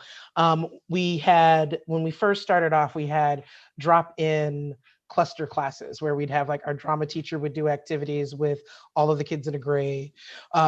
There were, our gym teachers would do something with all of the kids, and they could see the other children. And, it was really great. It was one of those things that was a fantastic plan. Once we put it in place, it was difficult to execute. So we still have them, but they're now optional. It's not required for everyone. But I still think that we still are having a large number of kids who are participating in them, because again, it was something that kids were looking forward to, and being able to see other children and feel like they're a part of the community. One of the things is we have 4 tenants here in our school. And every year at the beginning of the year, I hold an assembly. Everyone comes to the auditorium. We talk about the 4 tenants. I read them a book. Well, since we can't gather in an assembly, I made a video for it. It went out to all of the kids so they can watch the video. And I still gave my same spiel and read a book. And we're still going to do our book of the month. I'm going to read it for the kids this time and send out the video. So different things that we've always had. We're trying to figure out, how do we, make it, how do we adapt it so that kids can still feel like they're a part of the PS 87 community? But it's definitely work, but we're going to try our best to do that, because we don't want people to feel like they're outside of the community. Thank you. So we've got I think a couple more people, including our CEC members. Mark, I thought maybe there was, we just lost someone. I was gonna say, a couple people waited a long time, and the attendees, I don't know if they wanted to speak. I see now only one person. I see Cindy as well on there. I don't know if you could speak to how we would coordinate with that. Otherwise, we can continue on. I don't know what your thought is. I chatted with Cindy. She is, I think, content to listen in. The person who's on the phone, I'm not sure who that is, so perhaps I'll try to find that out in the meantime. So why don't you go to Kim and Rosa and proceed as you would ordinarily. And you know, it is already 8 o'clock, so maybe we should be thinking about last licks on questions and comments. Whatever you think is right as co-chairs. Yep. So let's start to sort of wrap it up. I did forget. Paul Fisher did put a question in the chat, and his kind of question was, and I know that this may be more at a high school level, and you guys may not have an opinion, but his thoughts were, has there been any conversation, and maybe you may hear from other schools, but about fast tracking seniors in terms of majors or putting them to work. I mean, are you guys hearing anything about sort of innovative programs like that around the high school senior level? And the answer may be no, just because you're not in those schools. But I did want to honor Paul's quest. He did ask it. Oh, have you guys heard anything about that? If the answer is no, then that's fine. I haven't. I don't know. Have you, Carlin? I haven't heard about that. I'll take that as a no. Okay, Kim, our partner at the CEC, anything you want to add? Question, appreciate you showing up, and Billy and joining us today. Well, thank you, Stephen, and hello, everyone. Thank you, Mark. It's always so nice to be here. Hi, Naveed. We've been in a couple of Zooms with each other today. Through the conversation tonight, a couple of themes kept coming up in my head, and I wanted to make sure that I touched on specifics around the needs of the students who are most vulnerable right now, and where people are falling through the cracks, our budgetary needs, and potentially sort of this issue of the enrollment and what happens typically at the end of October, which is that final kind of check-in on enrollment and what potentially could happen as Monica, Principal Barry already remarked about whether or not, budgets are we're going to end up having to deal with that math, that sort of strange period of time where the DOE asks schools to give money back. And then also for some of our schools in District 3, that is similarly the time when over-the-counter students end up coming into community schools because they are counseled out of charter schools. Now, I don't know the extent to which that might be applicable this year, but it is typically something we deal with in District 3 quite a lot. The thing about the students who are falling through the cracks, families that are falling through the cracks really closely and dovetail together are students with special needs and our technology shortfalls, right? It's not a secret that we don't have enough physical devices, and the DOE made a colossal error in spending as much money as they did on iPads when so many schools knew that that was not the answer to digital education, right? Most students need to be able to type, and okay. Just stop it at that. But Chromebooks are back ordered apparently until May, and parent groups are sort of springing up and doing GoFundMe pages to try and fund these kinds of projects on their own right now. Naveed and I were literally just on a call with a parent in Harlem who was raising money, has raised like $13,000 because kids in District 5 and District 4 don't have technology. So I think where we need support really is that tech piece, but it's also and access, right? There's like the universal access issue, but also it's tech support. Something we were talking about at our CEC meeting last week is that one of the like disengagement factors, one of the reasons why some of our families aren't sort of ready to work is because they don't know how to use the technology properly. And the DOE tech line is a joke. So we're trying to cobble together like our own like CEC tech, you know, kind of a thing in order to help support some of the schools that, you know, because families like literally they don't know how to get to, you know, to coordinate the different programs properly and make their tech pieces work. And then of course there's the issue of not getting special education services delivered, which is a direct result of the staffing requirements. And the last thing that I'll say, to just wear my, you know, sort of straddled hat between CB7 and CB10, that, you know, a lot of Black and Brown students, families selected all remote because of the realities of COVID in their homes, and they're living with the disease and experiencing the start of school from the perspective of, you know, the public health crisis, still actively engaged and dealing with not grades, attendance, you know, whatever other sort of scholastic issues that more affluent families get to deal with, right? And so I think one of the things that is really, really critical, and I don't know the answer to this, I'm just sort of saying this because I've been just talking about it with another group earlier, that Black and Brown families and parents are really concerned that not so much about the loss of learning, but just about the sort of sense that we're just going to kind of keep marching to the drum of the DOE, and nobody really cares really what's happening to the kids who aren't engaged, but where they can't be really engaged in the same way. So we've got a lot of work to do to try to like expand the community outlook and try to figure out how to work together to get back to some semblance of normalcy. And we're just all desperately hanging on by a thread, I'm sure. But that's really what I wanted to say. Thanks, Kim. So I want to wrap up now. I certainly want to let our speakers leave and appreciate so much you staying and informing us.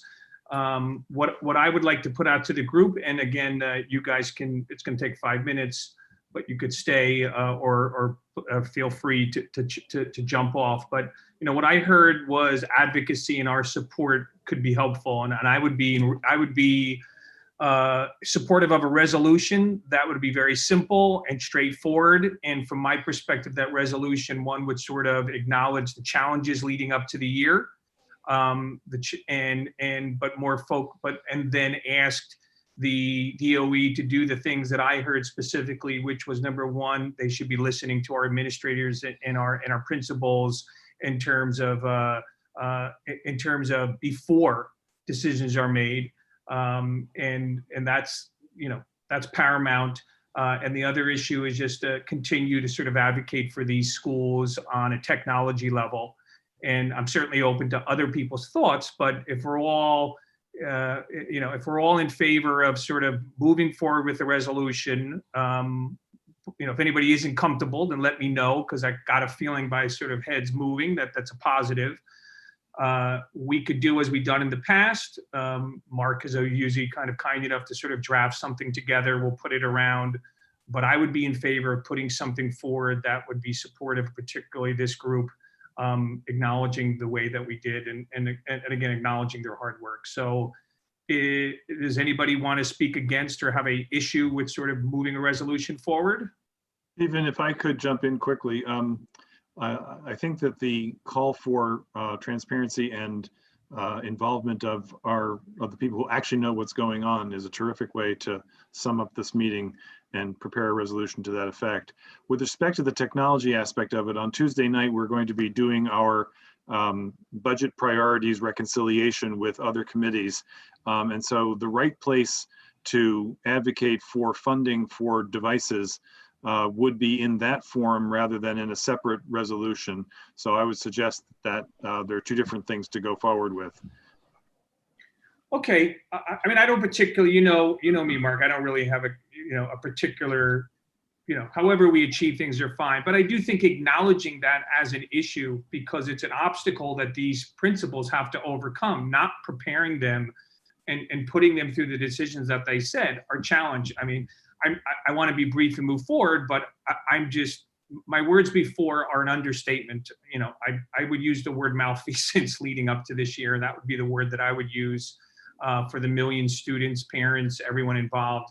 I'm trying to underspeak and be a co-chair that sort of tries to stay in the middle, but my thoughts are extremely passionate about what has gone on. If in a moment I support the no confidence vote that this union put out. I mean, if it was up to me, I would support the no confidence vote, but I'm coming up short of that. But I can't tell you as a parent and as a person who's seen what's going on, and you don't have to be so. I'm angry. I mean, I am dumbfounded at what has happened, and I am dumbfounded at what these principals has had to go through. And it is, to me, in my lifetime, the largest malfeasance that I've participated in government, because there may be others. I'm involved though, I got a kid. So that being said, I've kind of got off to the right. I just want to say that let's put a resolution forward.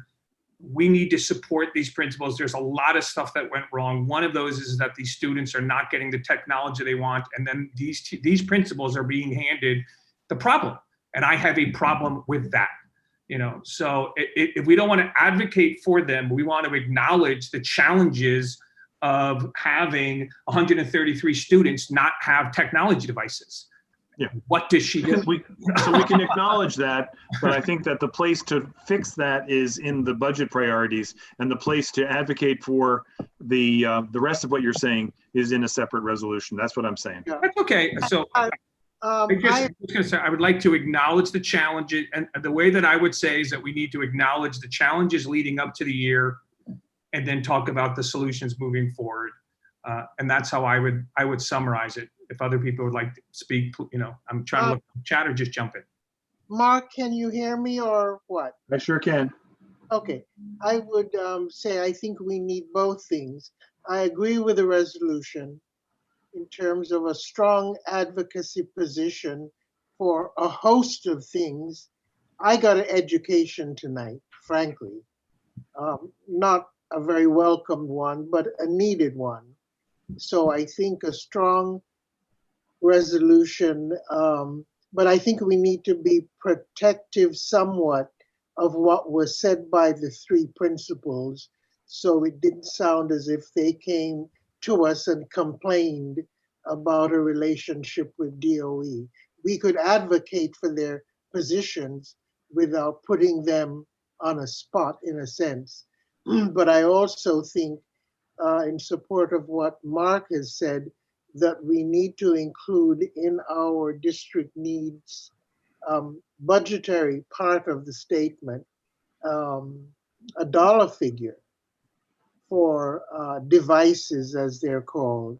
I think we could come up with a guesstimate as to how many.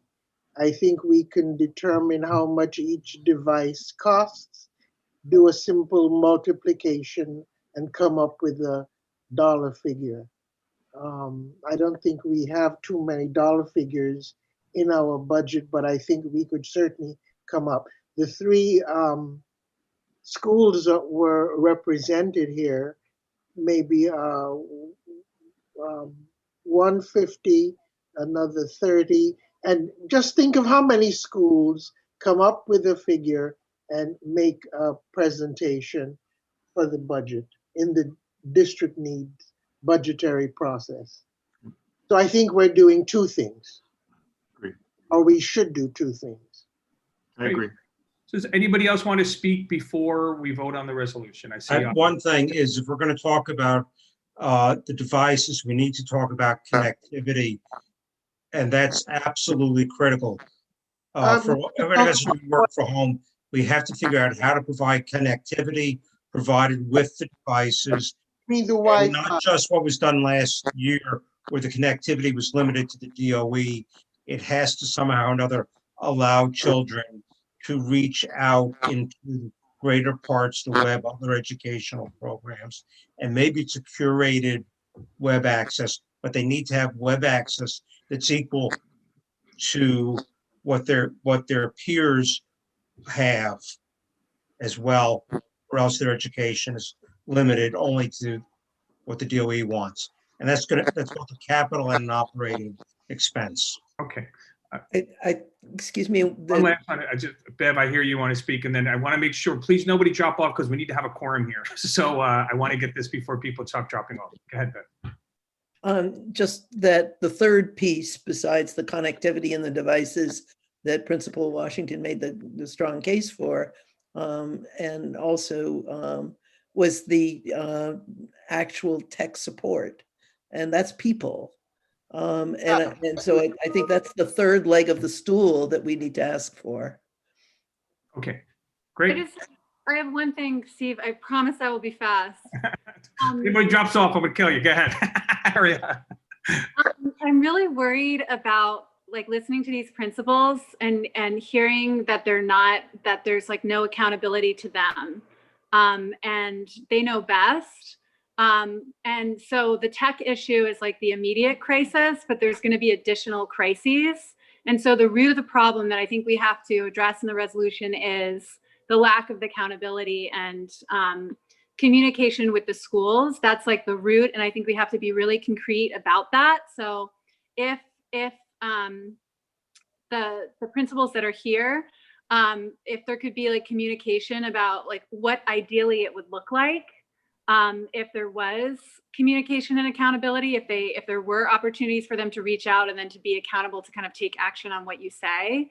And then I think the tech is like one example and the lack of tech support, but there's probably a lot more you could name, right? It's probably so much, and it's just going to get worse because the challenges are going to get harder. So I think we should communicate with them a little bit more as we're drafting. Yeah. So 100% agree that, you know, the issue is transparency, communication, Friday night emails, you know, we made a joke, but to me, I you know, again, the devices is of a manifestation of that, but we'll make that in the spirit of it. And lastly, if you guys want to email us and say, hey, these are a couple things we'd love to see in this, it's going to be about supporting you guys. So over the next day or so, if you said, here's a couple words, or this is an example of something that should be in, that we will most definitely put in, but this is about supporting you guys. This is about the advocacy that you talked about, Principal Washington, and hopefully this is about your community supporting you, saying you guys need to be heard, and whatever we can do to get that done, I think is important. So with that, can we just do a vote? Because we got to deal with a quorum, so it's a little technical issue, and I'm worried people are going to jump off. So can we get a vote of committee members in support of this? And I think it's small, so I guess we can do both the chat and the hand raising, but can we all raise our hands and who are voting yes for this? So Mark, I'm going to read out loud, and then I'm going to look here as well. So I see.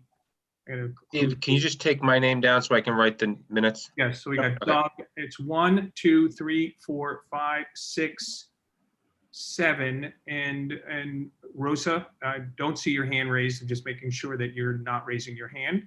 So that's 8, right? So it's 1, 2, 3, 4, 5, 6. Rosa is raising her hand. 7, Yeah, 8. she's just doing it in the chat. Got it. I hadn't opened it. So I was going to go to the next. So I think that's 8. Blanche, 9. Oh, that's right, Blanche, right. So that's 9. Is Paul in the chat? I don't know if Paul's still with us. Paul, I'm going to look in the chat real quickly. I see you here. I always forget which one of these is hand raised or not. Here, participants. Yes, he said he voted yes. He wrote in the chat. Great. So that's 10, right? So that's 10 yeses. Everyone raised their hand. Is there any no? Is there any against? That's 10-0-0-0. And 10-0-0. Great. So we've got a little bit more conversations, but we wanted to thank you so much for non-committee members as well, if you'd like. Exactly. So we have one non-committee members is Doug and Mark. Doug and Mark. So that's 2. And I assume 0, 0. So once again, thank you so much for your time. It's, as Blanche said, I think for us, it was very enlightening. We learned a lot. And again, I think from all of us, thank you for all your hard work. We acknowledge it and understand the challenges. And from us and our kids and our friends, thank you so much for the work you guys do. I want to say thank you all for being so supportive. I know principals in different parts of the city, and I don't know if they're getting the same level of support from the community as we are. So thank you. I mean, we're very grateful. So thank you so much. You're welcome. And I just want to echo that. Thank you so much. You guys have always been a partner of West Prep and PS 145. And Steve and Catherine, we go back to the playground days. And Mark, you were there my first day of being a principal. And Kim, we appreciate your support with the CEC for all that you all do for the district. And Julian, again, I'm wishing you the best year. And Ira, it's good to see you again. And the rest of the CB7 people, I appreciate you again. Feel free to reach out to me and Principal Barry. We don't mind sharing our opinions. As you can see, and we have a whole lot more where that comes from. So please, engage us, but also know we're running schools during these uncertain times. So, if we don't respond quickly, we are still thinking about you. But yes, I would love to add to the conversation and share more. So thank you. Thank you. Thank you very much. Yeah. Thank you all. You got it. Okay, so the last thing that we need to go is, for the committee is just to close out our DNS. The DNS was sent. I think there were some comments. I think we tried to be reflective of it. The last sort of rough draft, there wasn't any post comments, so we've sort of taken that as a final. We can have some bit of conversations, but I think the process is, as we finalize, there's a little bit of tweaking. I think Blanche brought up maybe putting some dollar amounts, Mark, that we didn't have. Dollar figures, yeah. Yeah, so we're going to add some dollar figures, but this is sort of it's sort of done. But if there's any passionate conversations to be discussed, but again, I think we tried to be respectful of everyone's input. I don't think that anybody who gave an idea at the very least didn't get included at some point. So any thoughts, last thoughts on that? Otherwise, we have our DNS for education. Great. Thank you. You're ahead of a lot of the committees, and I'm grateful, especially since we are going to be sort of slamming this together a little bit. But so thanks everybody for a good process. Great. So Mark, between now and next week, I think Blanche has some price figures. There's some budgets that maybe if we want to chat. I'm not sure how to get. I'm open to doing. So what would be helpful to have budgets, but between now, I think that's the only thing that we need to add. Yeah, so if somebody would pull out the budget requests separately from the DNS and just have a standalone document or 2 documents, one that's the expense priorities and one that's the capital priorities, and just list them out so that they can be shared with Penny, who will then share them with the entire steering committee. And then on Tuesday night, you will, as co-chairs, will advocate for whichever ones you want to put up front as priorities. Of course, trading off with other committees to come up with a unified and integrated list. Okay, great. And then lastly, Blanche, do you want to just give a little bit? We've started on next month. I think we've already got 1 speaker. Blanche, do you want to just give a highlight of what we're thinking about? For next month, that would be November. November, you have 1 already. Yes. And I'm thinking of inviting not our usual library representatives, but representation from library headquarters, as it were, who, when she responded to my request for give me some dollars, she outlined what the library system does.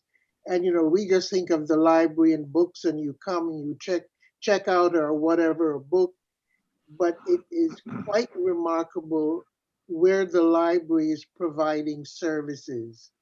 They are going into senior centers, community centers, they're going into jails, they're going into some places that I frankly never thought of, and providing services for them. So I just sort of overview of what all the library is doing. not only in Manhattan, but certainly borough-wide, and with an accent, of course, on our particular area, would be another guest. Great. If anybody has any ideas, we don't have anyone for December. We're always looking for proactive ideas. So I think December, I had a thought of inviting representation from the local community centers like Goddard, our own Children's Aid, and I'm interested in knowing, and you all might be also, this extra money came in to the community centers that was reapportioned from the NYPD budget. And I'm curious to know how that was distributed amongst the various community centers, particularly for the youth-oriented programs in our area. So that was another, it would be Susan Nieves, who heads up, she has oversight for Goddard and for Lincoln Center, Community Center, as well as, I believe, the 63rd Street Y. I thought we could invite her for November.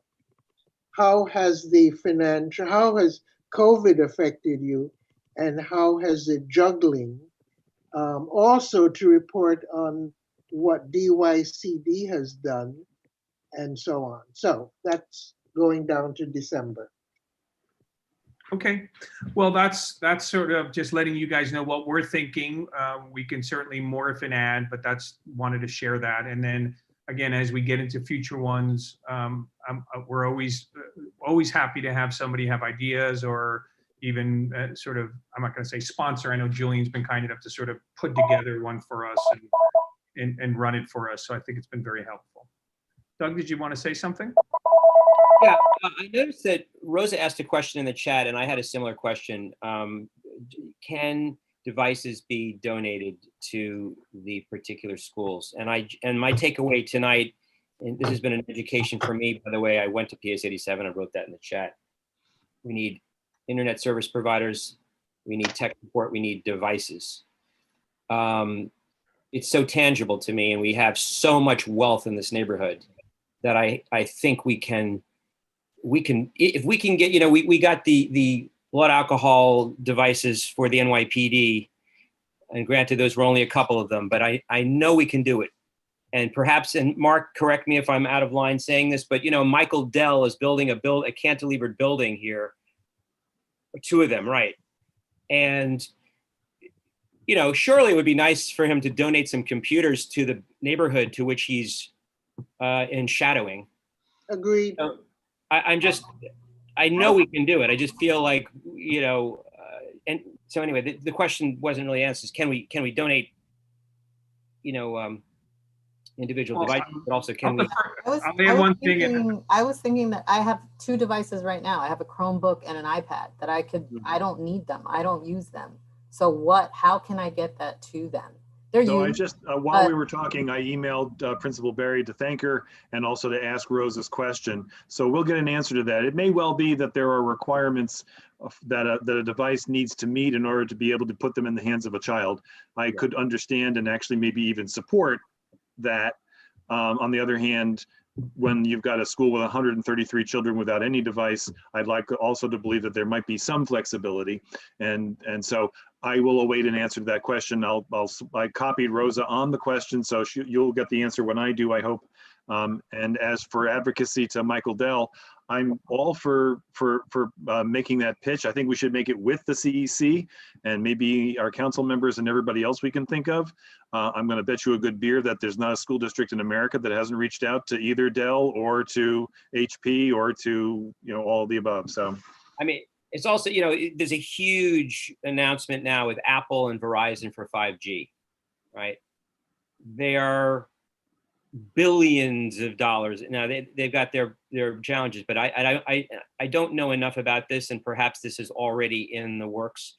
But for these massive internet service providers, I have to imagine there are some programs to give bandwidth to some of these families. And just to Ira's point, you know, you have several children in a household that all need access, and you see what happens in our own community board meetings when people's Wi-Fi starts to, if the bandwidth isn't strong enough, I'm just thinking entrepreneurial and is there anything we can do to reach out into the private sector? And let's find out what's already being done before we start doing that. But yes, that's my question. Yeah. How about one Chromebook for every market rate building apartment that comes before housing? Mark, another if thing. I ruled the world. Yeah. Something else for us to consider.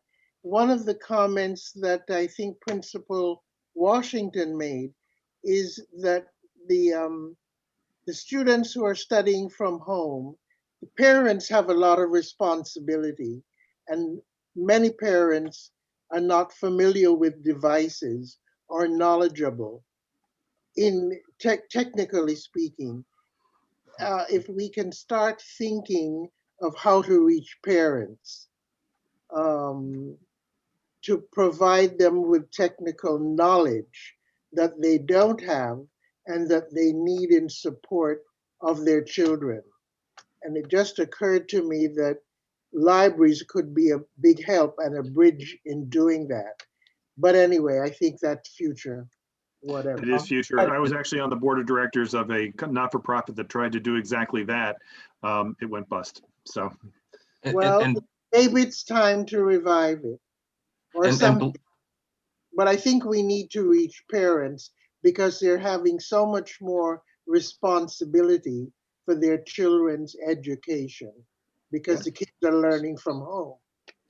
And Blanche, this is important. Sorry. Blanche, this is Doug. Just as the parent of a kindergarten Zoom who is quite tech savvy and with a wife who is tech savvy, even for us tech savvy folks, the Zoom process is extremely difficult to navigate through all the links.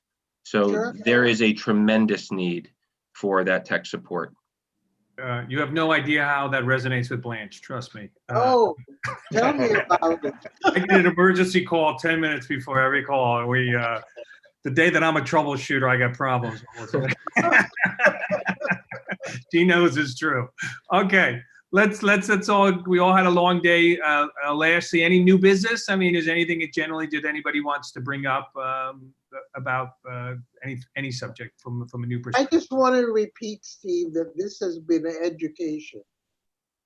Tremendous education. I thought it would be. I mean, I think there's a handful of us that are parents, and that doesn't mean that we know more or think more, but you live it. And then so it's an education to me. And each time that I go to a meeting, about a school, I walk away, somewhat dumbfounded, but educated as well. And so I just thought that this, until you hear it from somebody who's at school talking about it, you read about it, you see this, but when you hear it from the proverbial horse's mouth, I think it becomes educational. So to that degree, I'm very glad that it was fruitful from that perspective.